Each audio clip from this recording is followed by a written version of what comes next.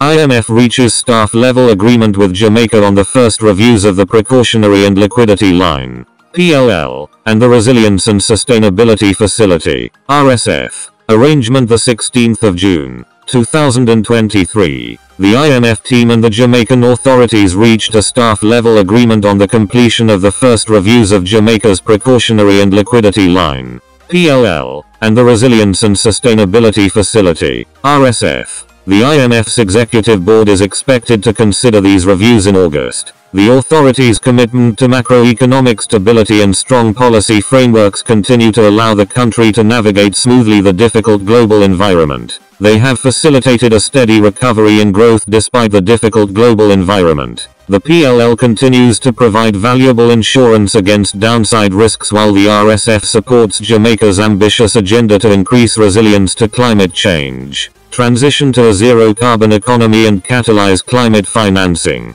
Kingston, Jamaica, an International Monetary Fund, IMF, team led by Mr. Esteban Vesperoni held meetings with the Jamaican authorities during the 12th to the 16th of June to review the implementation of reforms under the PLL and the RSF arrangement. At the conclusion of the mission, Mr. Vesperoni issued the following statement. The IMF team and the Jamaican authorities reached staff-level agreement on the first reviews of the Precautionary and Liquidity Line, PLL, and the Resilience and Sustainability Facility, RSF, arrangement. The agreements are subject to approval by the IMF Executive Board, which is expected to consider the reviews in August. Over the past few years, Jamaica has been buffeted by a difficult global environment. However, entrenched macroeconomic stability and sound policy frameworks are helping the country to navigate this complex global environment. The economy has been recovering strongly. GDP growth for FY 2022/23 is estimated at 4.3%. It was supported by a strong rebound in tourism, which has reached pre-pandemic levels, and the reopening of one of the largest alumina plants, which offset the impact of the terms of trade shock from the war in Ukraine. Inflation is close to the central bank's target band.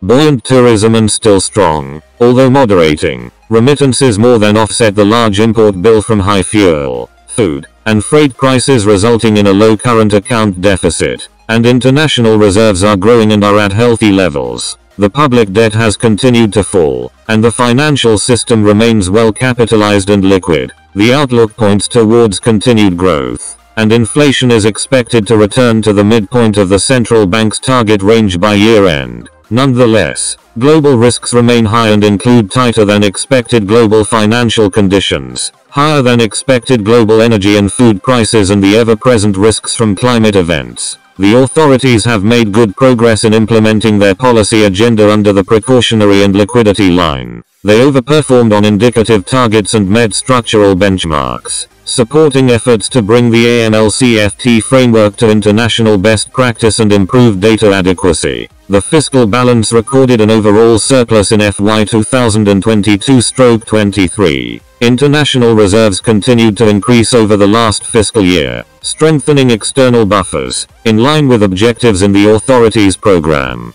The authorities continue to treat the PLL as precautionary. The authorities remain committed to primary surpluses to reach a 60% debt-to-GDP ratio by FY 2027/28, as prescribed by the FRL. To this end, they aim for a primary surplus in the FY 2023/24 budget that will continue to lower the public debt. Monetary policy remains data-dependent and focuses on inflation convergence to the midpoint of the central bank's target band. Significant progress is being made by the authorities with their ambitious agenda to green the economy and make it more resilient to climate change. In the context of the authorities' policy agenda under the Resilience and Sustainability Facility, they are completing reform measures that will introduce important climate-related elements in the fiscal framework and foster energy efficiency. The completion of these reforms will make available SDR $191.45 million, about $255 million US,